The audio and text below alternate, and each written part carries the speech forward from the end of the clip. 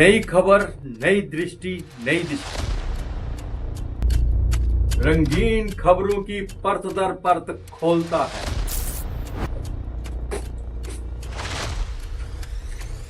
खुला बयान करता है पीछे की कहानी। जुड़े रहे एपीजी न्यूज के साथ।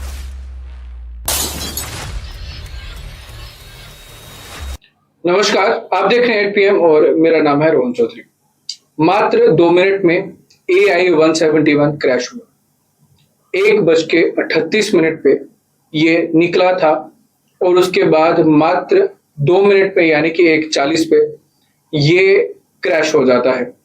अभी तक जो खबर आ रही है कि 100 से ज्यादा डेड बॉडीज रिकवर हो चुकी है और इसी में ही गुजरात के पूर्व मुख्यमंत्री भी शामिल हैं।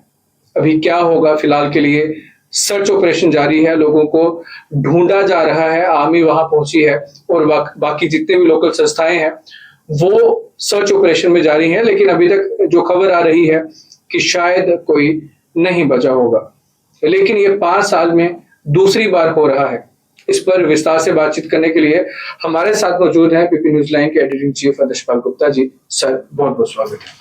नमस्कार, धन्यवाद। सर, पिछले 5 सालों में लगातार ये दूसरी बार ऐसा हुआ है कि ये क्रैश हुआ है और क्रैश होने के बाद कई जाने गई हैं।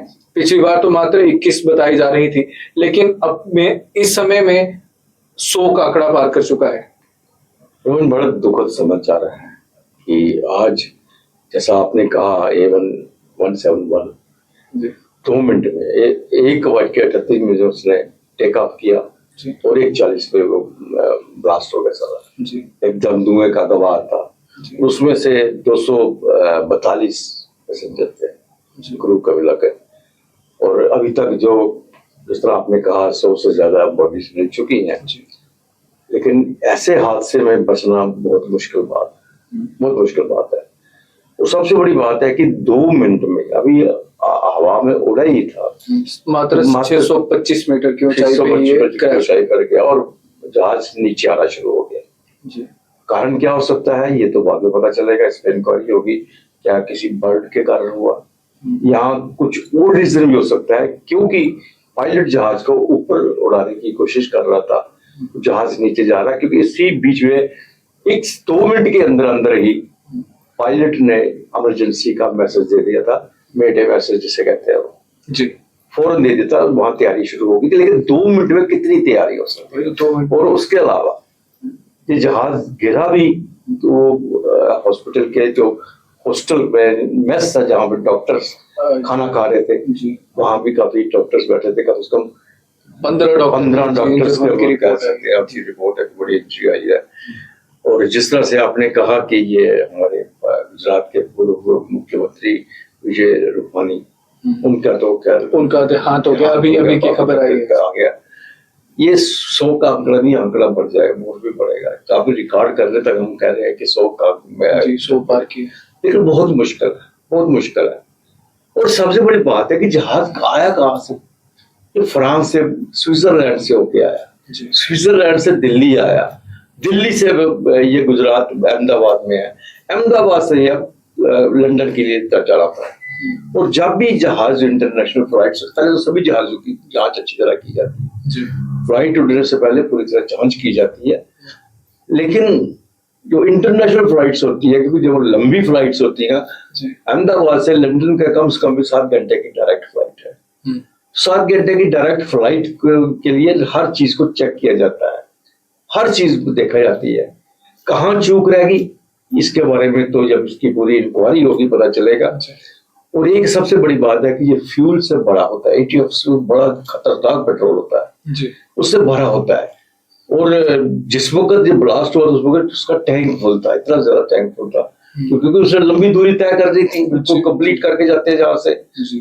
उसी के बाद एक बहुत बड़ा अंगारे जैसे होते हैं, वो धुएं का भंडार और आग के शोले निकले, तो कहाँ बचने की जरूरत? तो क्या लगता है ये जो डॉक्टर उस समय मेस में बैठे थे, लगभग 15 की रिपोर्ट आ रही है, तो क्या बच पाएंगे? नहीं, कुछ कह नहीं सकते, क्योंकि अगर तो नीचे फ्लोर पे कहीं है तो जिस तरह से हम देख रहे हैं, पिक्चर्स में देख रहे हैं कि ये एक बिल्डिंग है, उसके 6-7 फ्लोर है, वहां पे बिल्कुल खत्म हो चुकी है जी। अगर नीचे की कई फ्लोर में हो तो हो सकता है कि कोई उनमें से बचे। इंजर्ड तो सारे हुए ना, क्योंकि एरोप्लेन की जो नोज है वो दिखाई दे रही है कि ऊपर की किसी फ्लोर में अंदर घुस चुकी है, अंदर घुस चुकी है।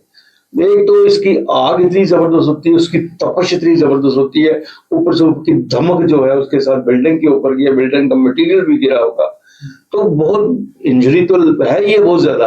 अब आगे आने वाला समय बताएगा कि कितने उसमें बचे या नहीं बचे, लेकिन ये बहुत दुखद समाचार है। इसमें से 169 इंडियन थे जी, और 53 जो ब्रिटिशर थे और 7 पुर्तगाली भी 7 पुर्तगाली भी थे। लेकिन सर इस पर भी ना लोगों ने कई तरह की प्रतिक्रियाएं देना शुरू कर दी हैं।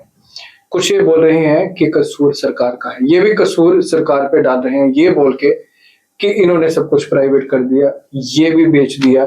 तो अभी ये आपकी क्या बहुत सी बातें कही जा सकती है, प्राइवेट हो या सरकारी हो, जब हाथ होना वो पूछ के थोड़ी आएगा। बात सुन, मैं बता रहा हूँ जी सर। जब ये प्राइवेट नहीं थे, जब इंडियन एयरलाइन थी ना, गवर्नमेंट की थी जी, तब भी तो सबसे वर्स्ट यही होती थी। अच्छा, सबसे जितने प्राइवेट्स आए हैं सबसे बढ़िया सर्विस का, चाहे वो किंगफिशर था, चाहे वो कोई और था, इन सब की अच्छी सर्विस थी जी। और गवर्नमेंट का जो जब किसी को कहीं टिकट नहीं मिलती थी वो कहते चलो यार इंडियन एयरलाइन भी ले लो। तो अब ये प्राइवेट करने से ये बात नहीं हो सकती, क्योंकि जब ऐसा हादसे होने हो तो लेना चाहिए, इसके ऊपर पहले भी सब कुछ देख लेना चाहिए, लेकिन क्या हो सकता है क्या नहीं हो, कुछ कहा नहीं जा सकता। लेकिन हादसा होना एक बहुत बड़ी बात है, क्योंकि इस जहाज को, कोई भी जहाज को उड़ने से पहले एक एक चीज उसको देखी जाती थी।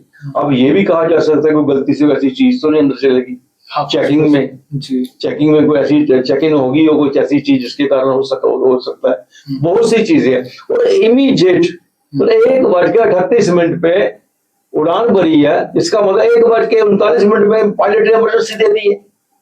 मतलब 1 मिनट के अंदर, 1 मिनट के 40 में तो ब्लास्ट हो गया, सारा खत्म हो गया वो जी। तो 1 मिनट में ही उसने उड़ते ही बता दिया कि यहाँ पे इसमें फॉल्ट है, और उसने डिक्लेयर कर दिया, इमरजेंसी नीचे ग्राउंड पे इन्फॉर्म कर दिया था।